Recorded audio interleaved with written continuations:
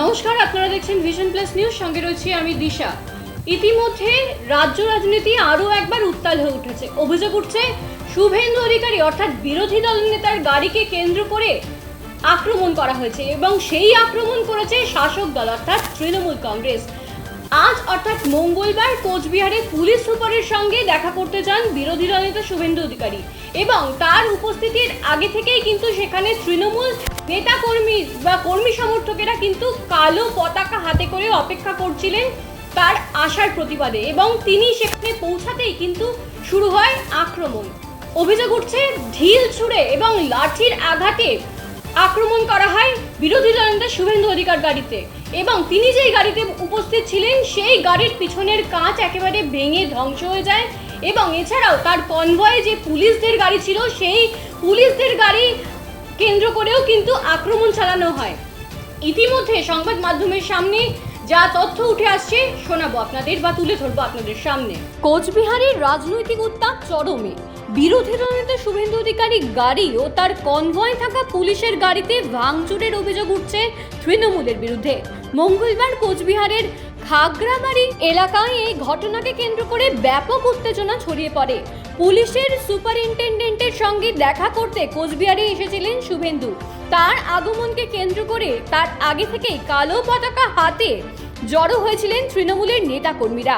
শুভেন্দুর কনভয় ওই এলাকায় পৌঁছাতেই লাঠি ও পাথর নিয়ে হামলা চালানো হয় বলে অভিযোগ। এই হামলায় শুভেন্দুর গাড়ির পেছনের কাঁচ ভেঙে যায়, একই সঙ্গে তার কনভয় থাকা পুলিশের একটি গাড়িও ক্ষতিগ্রস্ত হয়েছে। ঘটনার পর শুভেন্দু অধিকারী বর্তমানে বিজেপির জেলা কার্যালয়ে আশ্রয় নিয়েছেন। এই ঘটনাকে কেন্দ্র করে শাসক ও বিরোধী দলের মধ্যে চাপান্তর বর্তমানে তুঙ্গে।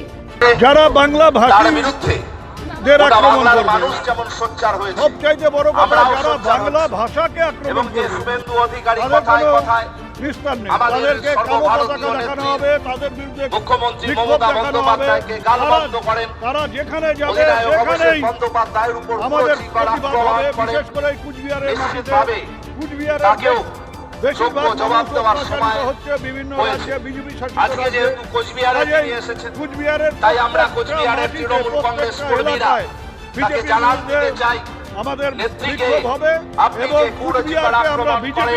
আমাদের এই কর্মসূচি সকলেরই জানা। জেলা জুড়ে প্রায় 20টি জায়গায় আমাদের এই অবস্থান চলছিল। খাগড়াবাড়ি অঞ্চলে শান্তিপূর্ণ অবস্থান চলছিল উত্তর বিধানসভা। সেখানে শুভেন্দু অধিকারী গাড়ি নিয়ে দাঁড়িয়ে প্রভোকেশন, বিরোধী পক্ষকে উত্তেজিত, এটা হচ্ছে তার টার্গেট। এবং গাড়ির পেছন থেকে লাঠি সোটা বের করা করে ওখানে আমাদের লোকেদের উপরে হামলা করার চেষ্টা তার কনভয়েতে থাকা লোকেরা করেছে, যার ফলে একটা বিশৃঙ্খল পরিবেশ ওখানে তৈরি হয়েছে 2 মিনিটের জন্য। সেটা পুলিশ তৎক্ষণাৎ নিয়ন্ত্রণ করে কনভয় বের করে দিয়েছে।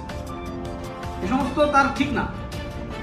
উনি গণতান্ত্রিকভাবে আন্দোলন করছে, বাকিদের গণতান্ত্রিকভাবে আন্দোলন করার অধিকার আছে, সেটাও করতে দিতে হবে। আর আপনি যেখানে যাবেন সেখানে সবাই আপনার জন্য গোলাপের পাপড়ি ছিটিয়ে রাখবে, আপনি গিয়ে আমাদের নেতাদেরকে গালি মন্দ করবেন আর আপনাকে কেউ কিছু বলতে পারবে না। আপনি মাইকে স্লোগান শুনতে চান না, আপনি জয় বাংলা শুনতে চান না, আপনি তৃণমূল করুক কেউ সেটা চান না, এটা তো হবে না। আপনি আপনার কাজ করুন, বাকি অন্যান্য রাজনৈতিক দল তাদের কর্মসূচি পালন করবে। এতে আপনি বাধাই দেবেন কেন? আপনি কনভয় নিয়ে এসে অতগুলো পুলিশ বাহিনী, সিআরপিএফ পার্টির লোক নিয়ে দাঁড়িয়ে যাবেন কেন? এই মানসিকতার পরিবর্তন হওয়া দরকার আছে। বিরোধী দল নেতাকে মানুষ এইভাবে দেখতে চায় না।